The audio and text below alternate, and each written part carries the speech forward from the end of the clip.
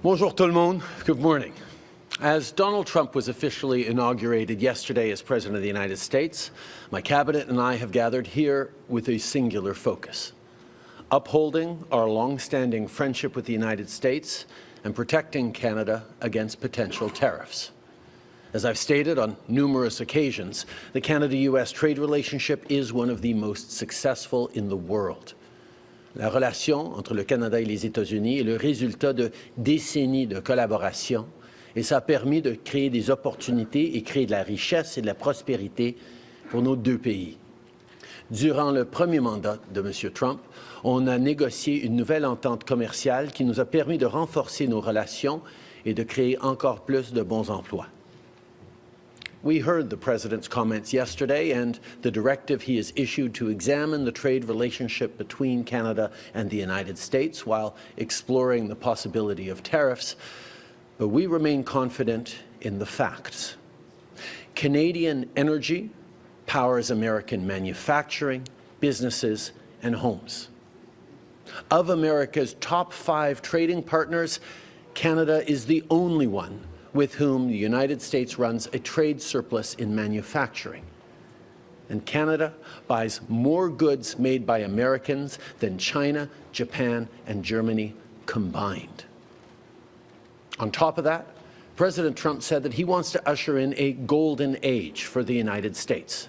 That will require more steel and aluminum, more critical minerals, more reliable and affordable energy, more of everything to run the U.S. economy full steam ahead. Canada has all those resources, and we stand at the ready to work with the United States to create a booming and secure North American economy. The alternative for them would be more resources from Russia, China, or Venezuela. Canada is a safe, secure, and reliable partner in an uncertain world. Notre relation commerciale avec les États-Unis, c'est gagnant-gagnant. On va donc continuer d'utiliser tous les outils à notre disposition pour le démontrer. President Trump also repeated his concerns about the border. While less than 1% of fentanyl and illegal immigrants that enter the United States come from Canada, our government has already acted to address the concerns raised by the President about border security with an over $1 billion comprehensive border plan. We're already working collaboratively to keep our citizens safe on both sides of the border. Of course, if the President does choose to proceed with tariffs on Canada, Canada will respond, and everything is on the table. Working in unison with Team Canada, as Team Canada, with business leaders, organized labor, civil society, Indigenous leaders, and premiers from coast to coast to coast, we are prepared for every possible scenario. In fact, just last night, I spoke to Premier Ford in his capacity as chair of the Council of the Federation, and he reiterated his unwavering commitment on behalf of Canadian premiers to working all together.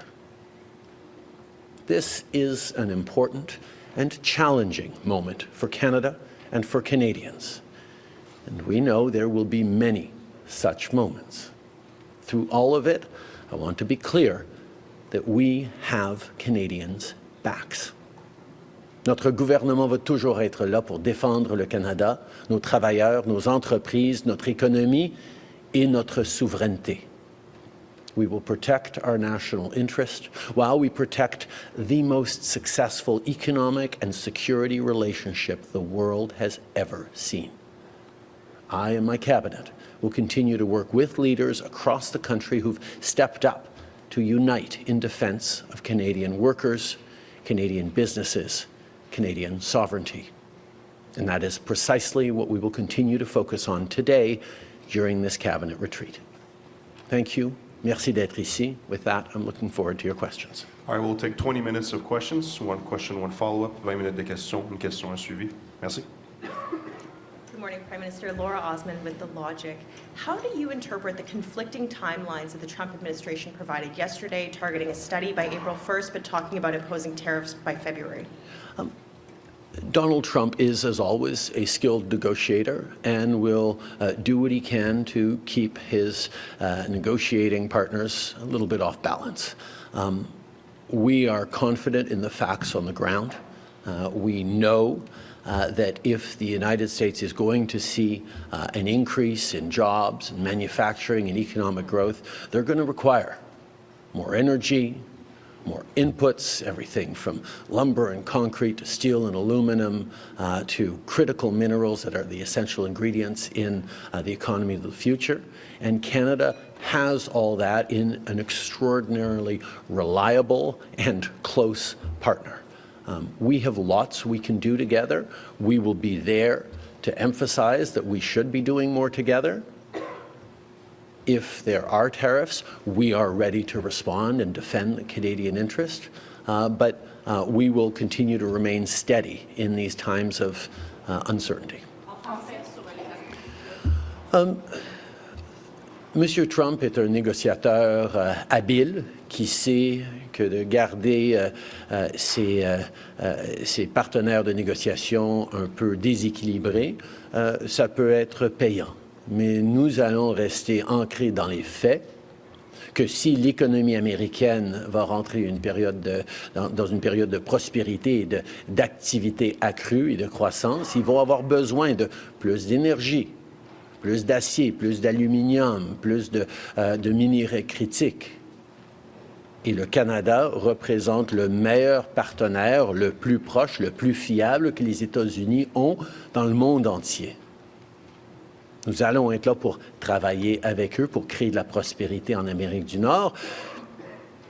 Mais oui, s'il y a des tarifs injustes, on va répondre de façon robuste et on va être là pour soutenir les Canadiens et protéger nos intérêts.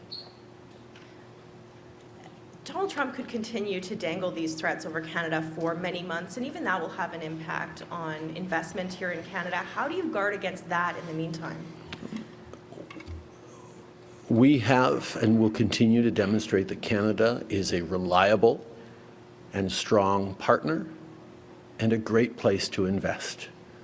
Canadian workers are world-class. Canadian resources are needed in Canada and around the world. Canadian ingenuity and innovation is a key part of building a global economy of the future. We know there are lots of people continuing to be interested in being part of the Canadian economy's tremendous success. Bonjour, M. Trudeau. Laurence Martin de Radio-Canada. Vous avez présenté aux Américains un plan pour la frontière d'1,3 milliard. Malgré tout, on a l'impression d'être un peu de retour à la case départ. Est-ce que le plan a été mal compris? Est-ce qu'il est connu des Américains? Qu'est-ce qui ne fonctionne pas? Au contraire, on a vu qu'avec la déclaration d'urgence sur la frontière au sud des États-Unis, ils n'ont pas l'air de considérer qu'il y a eu une urgence sur la frontière nord. Oui, il y a des enjeux sur lesquels nous allons travailler, mais quand on parle de moins de 1% du fentanyl qui arrive aux États-Unis arrivant du Canada, ou moins d'1% des migrants qui arrivent aux États-Unis qui arrivent du Canada, c'est certain qu'on devrait pouvoir dire 0% et on va travailler là-dessus. Mais ça ne représente pas une urgence. La collaboration qu'on a déjà vue avec les membres de l'administration entrant est très positive, mais on va continuer de rester à l'affût et au travail là-dessus. Oui, parce que M. Trump en a quand même parlé hier dans sa déclaration. Puis on a l'impression qu'on loue des hélicoptères, qu'on achète des drones, puis que M. Trump rit de nous un peu. Est-ce que l'enjeu, c'est même la frontière au moment où on se parle? La frontière reste un enjeu pour les Américains et pour les Canadiens. Quand on parle d'armes illégales ou de drogue illégale qui rentrent au Canada par les États-Unis, quand on parle de la possibilité de migrants irréguliers d'une direction ou l'autre, ça fait des mois et même des années qu'on renforce nos effectifs aux frontières. On continue de faire ça, pas seulement parce que c'est dans l'intérêt des Américains, mais surtout parce que c'est dans l'intérêt aussi des Canadiens d'avoir des frontières sécurisées et bien protégées. Border issues are an issue for Americans, but also for Canadians. We know that whether it's illegal guns or a range of illegal drugs flowing northwards across that border, whether it's migration or potential migration going in either ways in irregular fashions across our border, it is in the interest of Canadians as well as Americans that we continue to step up on reinforcing our border measures and the integrity and the control that we have. That's why we have been investing in protecting our borders over the past number of months and years, and why this $1 billion package is, yes, about the American incoming administration, but it's also about Canadians being safe in a more uncertain world. Prime Minister Ryan Tumblety, Toronto Star. You said earlier that everything is on the table. I assume that includes fully matching the 25% tariffs the Trump administration is proposing. How quickly do you think the Canadian government could ramp that up? And if you do have to take that measure, isn't it Canadian consumers who will feel the brunt of that? First of all, as I said, everything is on the table, and I support the principle of dollar-for-dollar matching tariffs. It's something that we are absolutely going to be looking at if that is how they move forward. The bottom line, as you say, is that import tariffs, like the 25% that President Trump is proposing, are actually paid or would be paid by American consumers. And if and when Canada needs to respond with equivalent tariffs on imports from the United States, those would be paid by Canadian consumers. That's why we will look, as we have in the past, at things that have replacements for Canadian consumers that wouldn't be tariffed. The example from last time was Heinz's ketchup being replaced by French's ketchup, because French's was still using Canadian tomatoes in its ketchup. Having Canadian consumers have alternatives to having to spend tariffs on American inputs is part of how we make sure that we don't bear, or Canadians don't bear, undue costs around tariffs. At the same time, there will be costs for Canadians if we move forward on tariffs to the United States, and that's why we will be there to support and compensate Canadians and Canadian businesses depending on the response we have.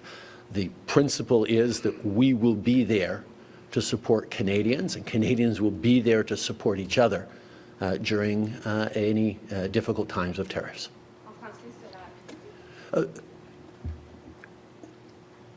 Les tarifs coûtent cher aux consommateurs du pays qui impose ces tarifs-là.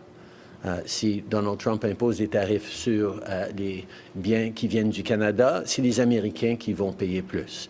Et quand nous répondrons à ces tarifs-là, ça pourrait être les Canadiens. Ce serait les Canadiens qui payent plus pour des achats qui font des États-Unis. C'est pour ça qu'on va choisir les items sur lesquels on va mettre des tarifs pour que les Canadiens aient d'autres alternatives, mais aussi c'est pour ça qu'on va être là pour aider, pour compenser, pour appuyer les Canadiens et les entreprises canadiennes qui sont affectées par ces tarifs potentiels. Mais comme j'ai dit depuis le début, notre but, c'est d'éviter qu'on ait des tarifs de toute façon pour ensuite pouvoir continuer nos relations extrêmement positives économiques avec les États-Unis.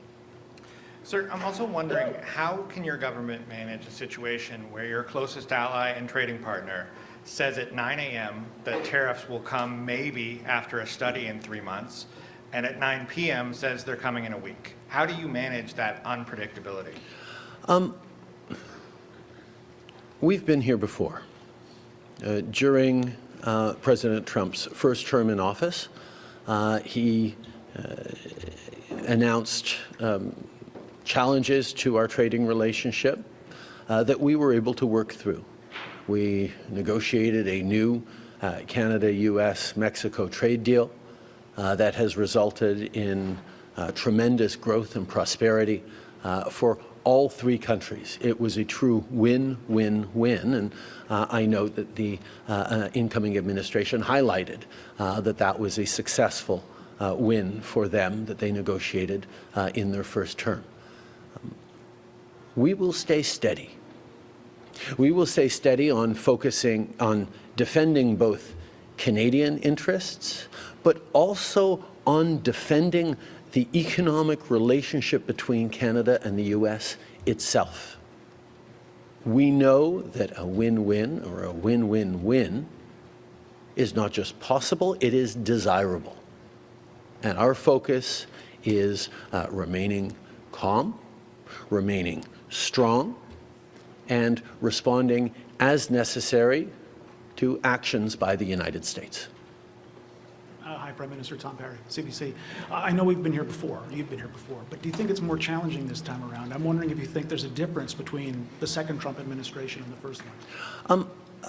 I think what we've seen, particularly with the number of executive orders and announcements made on the first day, that they have been focused on moving forward rapidly on creating benefits for the American economy in the extreme short term.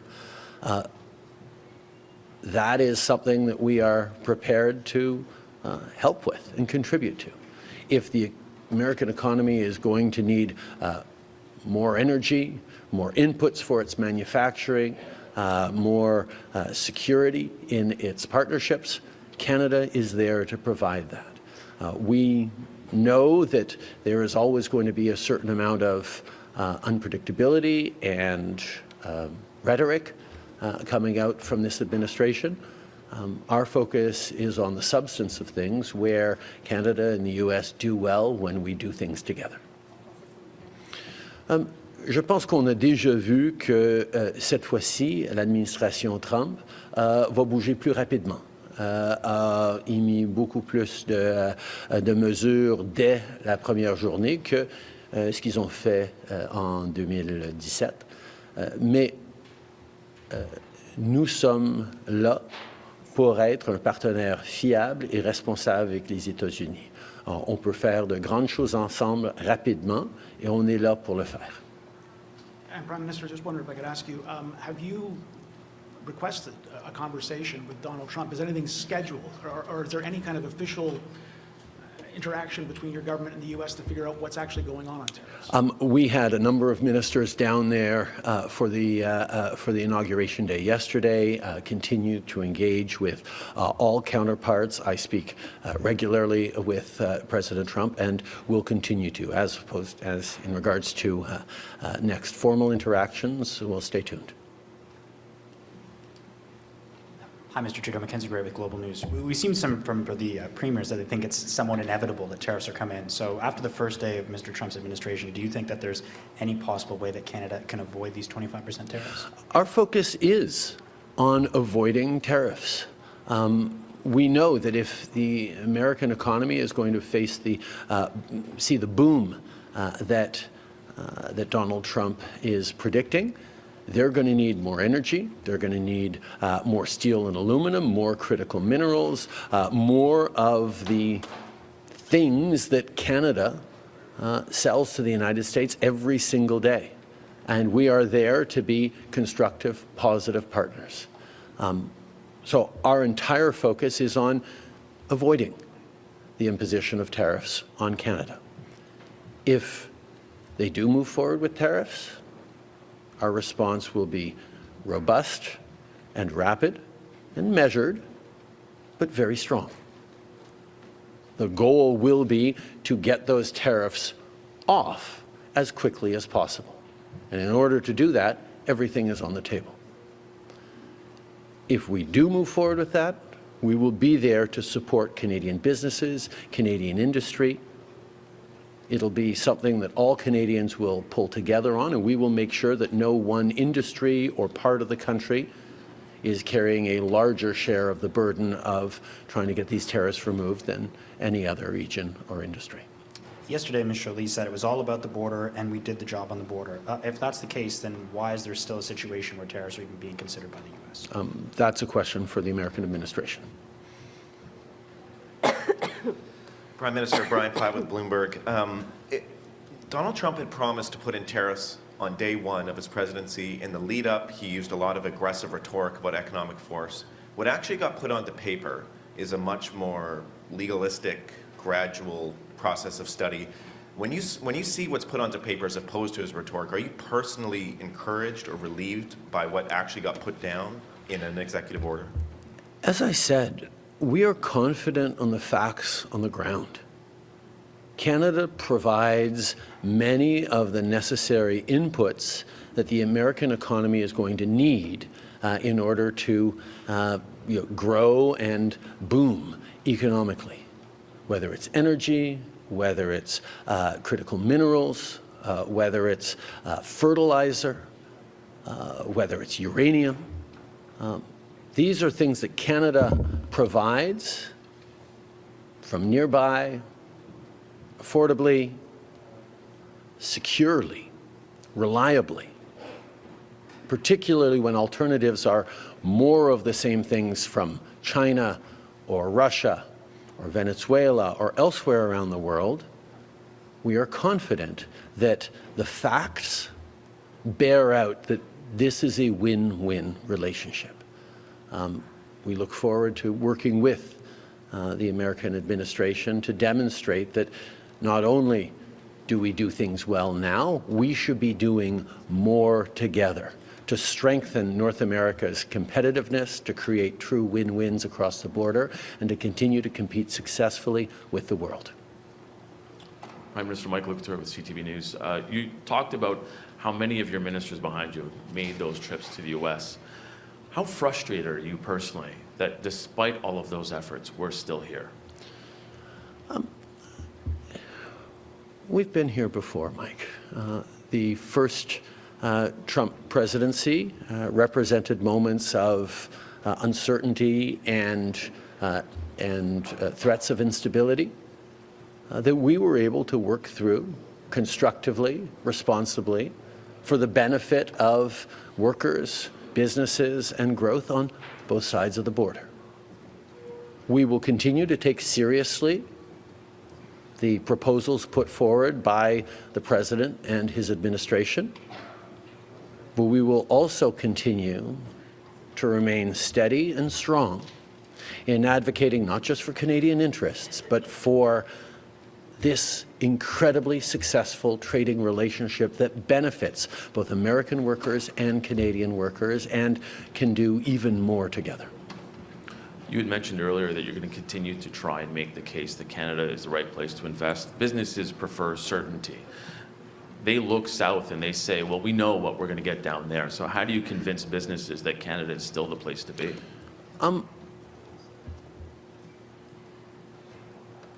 I would suggest that part of Donald Trump's approach does bring in uncertainty, whether he's going to move forward on tariffs on their closing trading partners or not.